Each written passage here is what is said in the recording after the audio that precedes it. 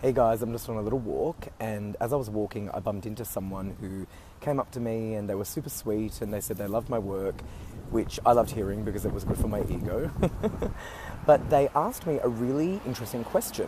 She asked me what my views were on Doreen Virtue and her recent change. Now, a lot of you who follow me would know about Doreen Virtue. I never publicly addressed this though because I didn't feel there was a need to. However, today made me think maybe I should. Now, Doreen Virtue was quite possibly the most famous author in the New Age community. I think she sold over 50 million products, I'm sure. But her teachings and her lectures and her work were so life-changing for so many people that when she denounced her work and said all those decades she no longer believes in her own teachings and she's now a born-again Christian, a lot of people got very angry with her. Now, I don't think it's healthy to be angry at her because she's just a person. There was nothing ever special about her. She was just a very famous author who did excellent work for the community.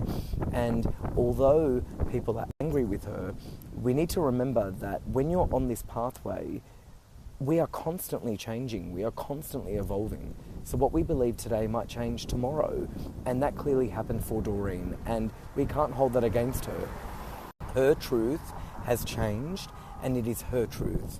So if you have her decks of cards or her books, you don't need to throw them in the bin, you don't need to burn them, you don't need to be angry at them because of who wrote them, because the work in itself was incredible, and I think that it still holds a lot of valid information, and it's very true.